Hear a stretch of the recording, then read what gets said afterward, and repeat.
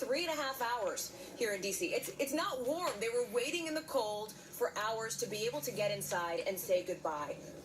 Kids, children who have no memory of what it was like to live in the United States under President Bush, who came with their parents, and so many special moments that we've seen from people who aren't big names, who aren't famous names in the worlds of politics, for example, or in the Bush family legacy, but who wanted to be here themselves in person to witness what is an important moment in history. Lester.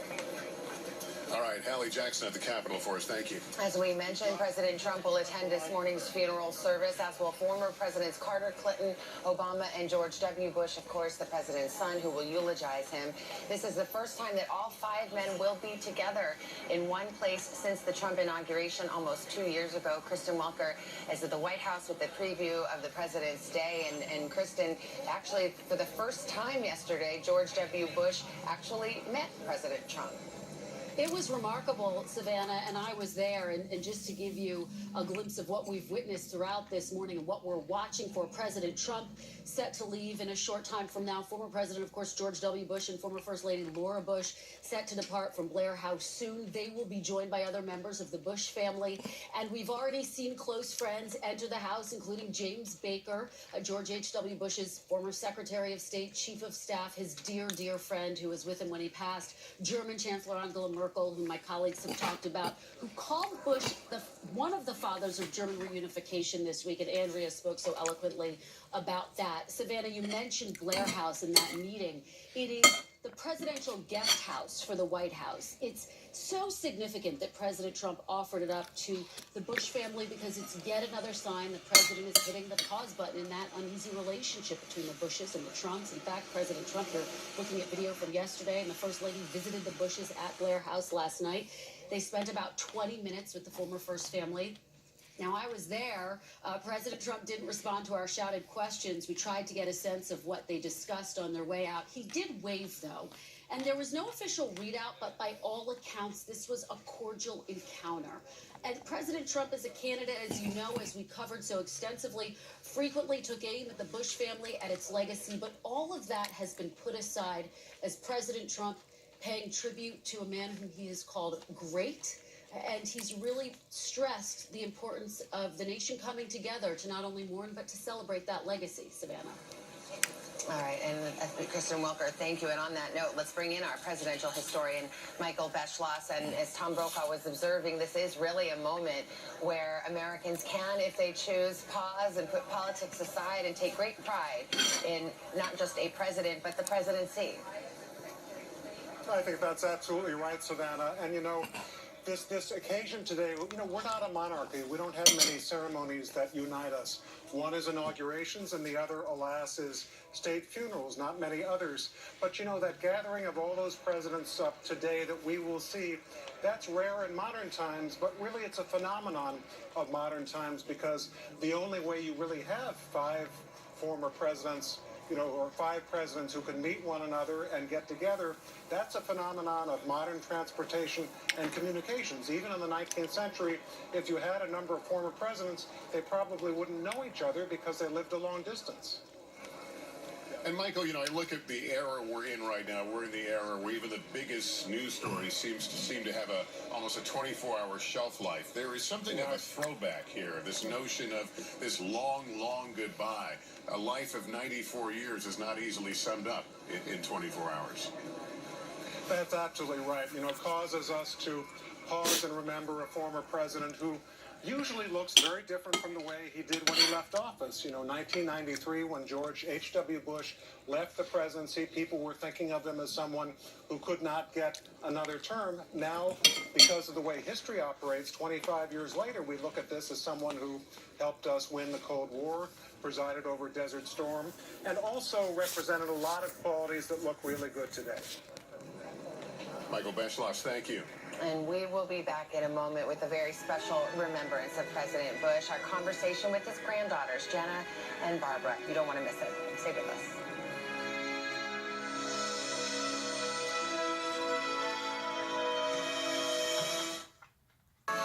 Welcome back on a cold morning here in Washington, D.C. We're back with our coverage of the nation's farewell to President George Herbert Walker Bush. We want to share with you a special remembrance by two members of the Bush family. As we keep our eye on the cathedral and former Vice President, former Defense Secretary under this President Bush, Dick Cheney, already there. Well, one of the people we spoke to, of course, is also a member of our NBC News family, Jenna Bush Hager, who works for the Today Show. I spoke with Jenna and her sister Barbara, granddaughters, of course, of the late president, about their memories of the man they knew simply as Gampy.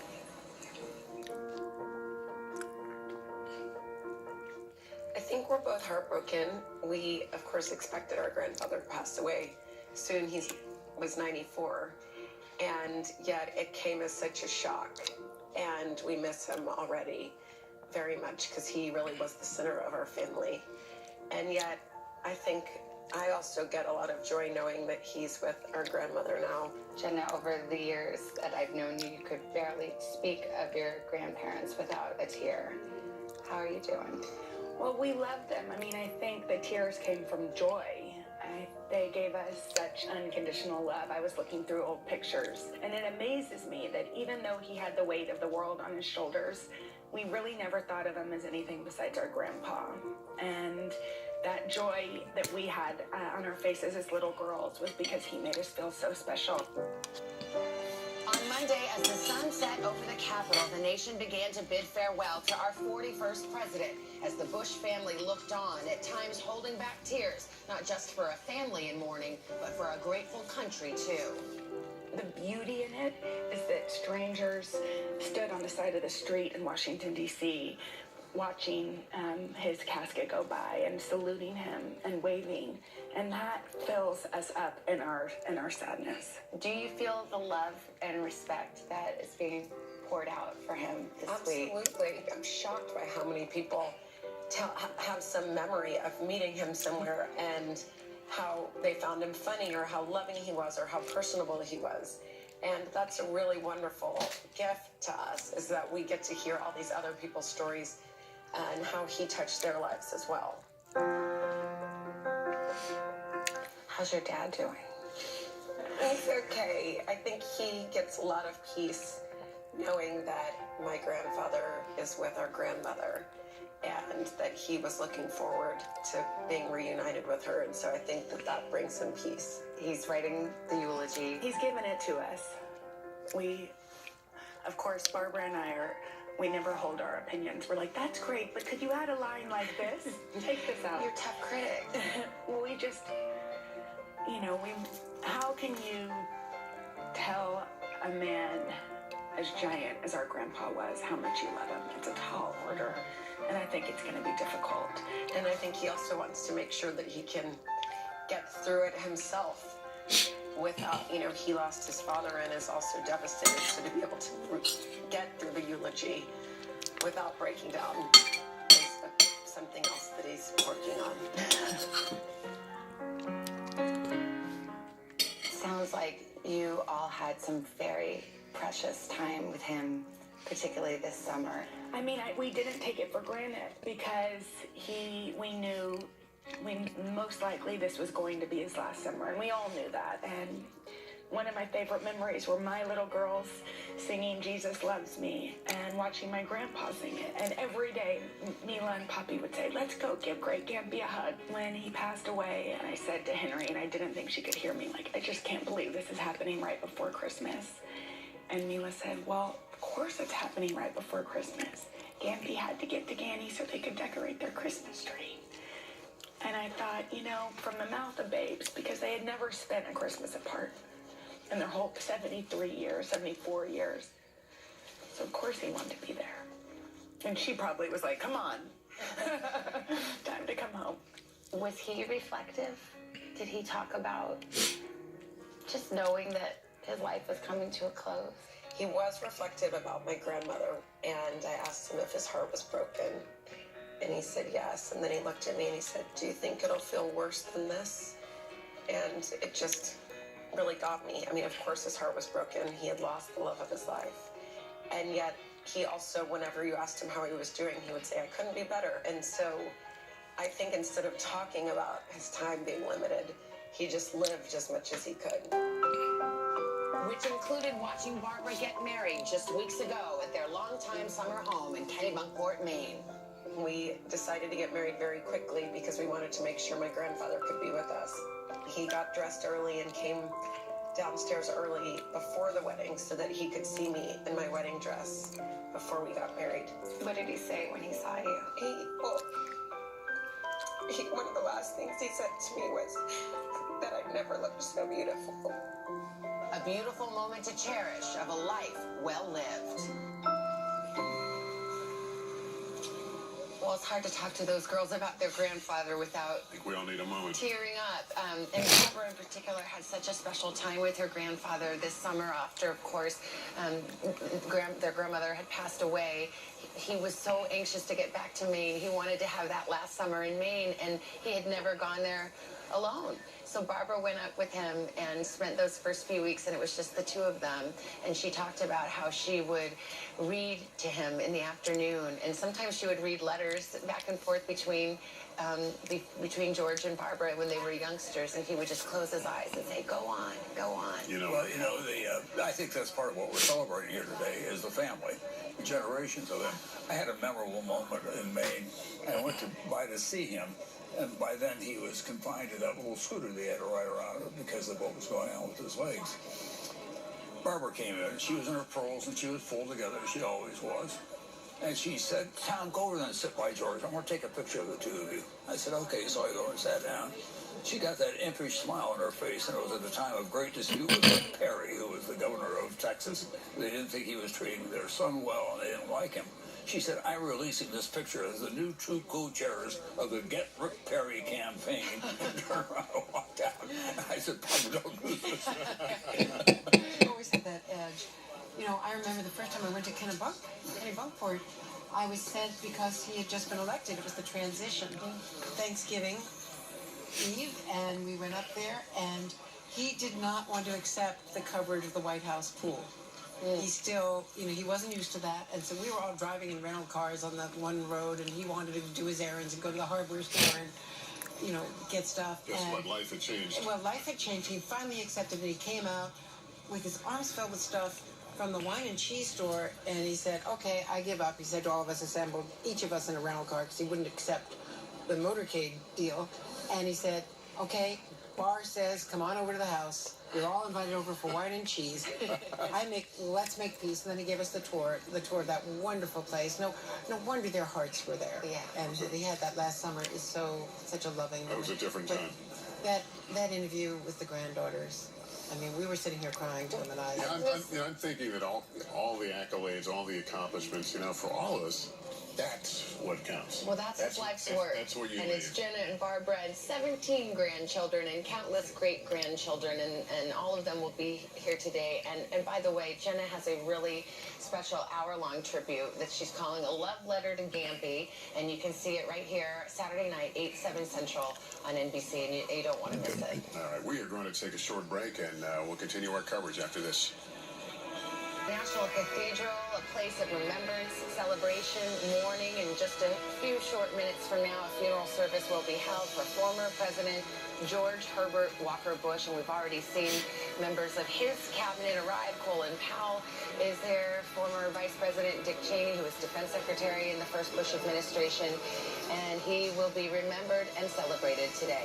Jeff Bennett, our correspondent, is down at Lafayette Park, which is, of course, right across from the White House and right next to Blair House, where the extended Bush family is spending these days in Washington. Jeff, good morning to you. Hey, Savannah, good morning. We're about a half block away from the White House. We do expect the procession to make its way from the Capitol past the White House as it travels down to the National Cathedral. And already people have been lining the streets here, some out of simple curiosity, but others are here because they're intent to pay their final respects to former President George H.W. Bush, including Ms. Wickham here, who made her way all the way from Portland to Oregon. Is that right? That's right. So why was it so important for you to come here this morning and be present for all of this? That's a really hard question. This was just a president who people felt they could trust and respect. There was a lot of controversy while he was president, but now people are coming out and showing their real feelings of honor toward a man who earned it. We happen to be here in D.C., and this was not an opportunity to be missed. Chances are I'll never be able to do this again. What does George H.W. Bush's loss symbolically mean to our politics to you? To our politics, something I try to avoid. However, I think, and the fact that so many people are coming out and speaking with love and respect shows that he was a man who was respected, and it would be very good if current leaders would learn from his example. Listen, lay the rancor aside, and just try to be better people. Thank you, ma'am, for your time. I Thank you. appreciate that. And so that's a sentiment we're hearing from a lot of people we've talked to this morning, that they are really taken by George H.W. Bush's grace, decency, and serious of purpose. Savannah? All right, Jeff Bennett down right by the White House at Blair House. Thank you. And among the arrivals, Colin Powell, a former Secretary of State, but chairman of the Joint Chiefs under Bush 41, is among those who has taken a seat, or at least has arrived here at the cathedral. There's the shot of him arriving just a few moments ago. President Bush is being remembered in many ways this week, including his role as the last president of the World War II generation, of course, preceded by Jimmy Carter, the greatest generation, as our own Tom Brokaw has called them. As we mentioned earlier, President Bush was given a moving tribute yesterday at the Capitol by former Senator Bob Dole, who was helped to his feet from his wheelchair to salute his friend and one-time political adversary and fellow veteran. It was an incredibly stirring moment, the greatest generation remembered here in Washington at the World War II Memorial on the National Mall. And NBC's Harry Smith is there for us this morning. Harry? That was quite a moment yesterday, Lester. As you well know, you did a wonderful story about Bob Dole coming here so often over the years, greeting veterans who came, especially on honor flights that came from around the country. Dole would be here day after day after day. He greeted thousands and thousands of World War veterans. It's a sobering thing to think about. There are more than 16 million Americans served during World War II. Of that, maybe 500,000 are left. So this greatest generation that Tom dubbed them is a generation that's we're losing right before our very eyes. Of course, President Bush served so nobly during World War II as a torpedo plane pilot, a naval aviator, as we should say. And one of the more important stories about his time there was when he was shot down. One of the things that he never forgot and always regretted was that there were 2 other members of that crew that were lost, and he always wondered if he couldn't have done more to help save their lives. He wrote a poignant letter to the sister of one of those men, and she wrote back that he always regarded President Bush as the best aviator in the group, and that he had nothing that he needed to be regretful about. The other part of that story that I think is especially poignant was after he was recovered on that submarine, he was on it for the better part of a month. Was told he could take shore leave, and he insisted to return to the battlefield, to return to the San Jacinto, and because he wanted to fly more missions. That was the kind of person George H.W. Bush was. Yeah, that's a very special place you're standing there, and thank you for mentioning that interview I did with Bob Dole a few months ago. I remember it was a very hot and humid day. He stood out there, or sat there. We did the interview, and he greeted veteran after veteran as they came off of buses, and you could just see that bond with all of them as they shared their memories and the delight of being at that memorial. There's a reason they call it the greatest generation, and of course, it's as Chuck Todd joins our conversation, it just really warmed the heart on this very cold day to see one-time political rivals, Senator Dole, being lifted out of his wheelchair to give that salute, and to have a pause. It's a literal pause today. The stock market is closed, the mail isn't being delivered, federal workers are mostly not working, so we are pausing. And what should we be reflecting on as we pause?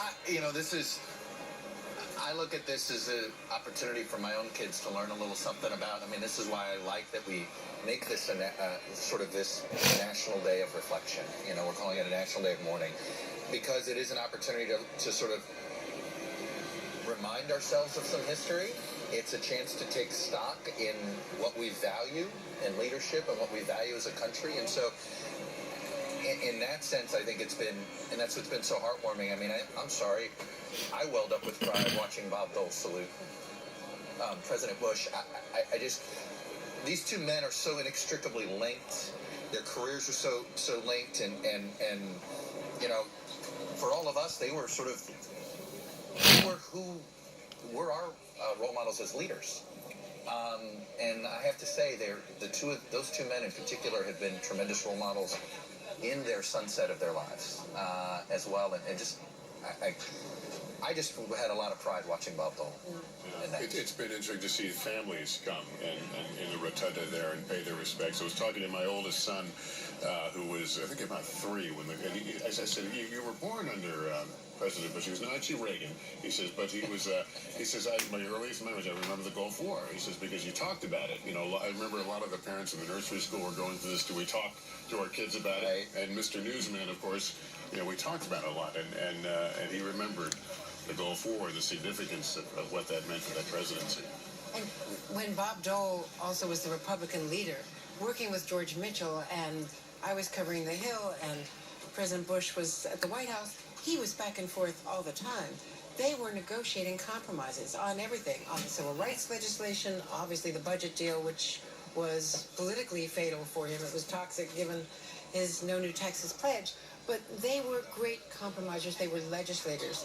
And that was a time, such a different time in Washington. You know, thinking also about President Bush and reflecting on his example, you know, his post-presidency is so interesting because I think it was so energetic and consequential. And I think many presidents have now kind of modeled their own post-presidencies Bill after Clinton that. became buds. Yeah, Bill Clinton. I mean, that's the thing. I think it was President Bush 43 who brought those two former rivals together in pursuit of public service and helping the tsunami victims, and then later on with Katrina. You know, Savannah, I was thinking, I remember, like I said, 92 was my first campaign, and I remember 93 and after the loss in 92, and you'd hear people like Jim Baker, and you'd hear people like Marlon Fitzwater, people that they would sit there and say, history's going to be really good to this president. And you know, and you think, okay, that's just spin, and that's just pablum, or whatever. It's whatever you're doing to make yourself feel better in the moment. And it is 26 years later. They were absolutely right. And you knew that history would certainly, history always treats a presidency differently as time goes by. Because you look at it sometimes through the prism of the current politics. Right, but yet the term one-term president, doesn't it feel like an asterisk sometimes when it's mentioned? It can, but this is a case where Jim Baker's not wrong when you look at the series of one-term presidents we've had, there isn't one who's had as many successes. The reason you're usually a one-term president is usually there's failures. There's usually problems. This was a unique case where he was finishing a third term. He wasn't a first term. You know, yes, he was a one-term president, but he really was, and the country may have been just worn out of one party for 3 terms. What he was trying to do was much more difficult than perhaps trying to extend the Reagan years. And I think that is why his presidency is seen in a much more positive light. And what's amazing is how much praise he's getting for what didn't happen, and that's unfortunate. We forget that we don't necessarily praise our leaders for the ability to prevent the worst from happening, and his ability to prevent the fall of the Soviet Union from being catastrophic. Yeah, it's something that is paradoxical to say we're praising you for something that didn't happen. And the restraint in not going into Baghdad, which, as he acknowledged, he thought Saddam would fall under the weight of popular... He was harshly criticized for years. But let's be fair on this one, I don't think history's done on that. I mean, I think we won't know perhaps for another 25 years the right or wrong answer on Iraq, in fairness to both President Bushes. Well, as we continue to watch these arrivals and some of the congregants come into the cathedral, this cathedral will be filled to the max, up to 3,000 people today when the service starts in just a bit. We're going to continue our coverage of the nation's farewell to George Herbert Walker Bush in just a moment.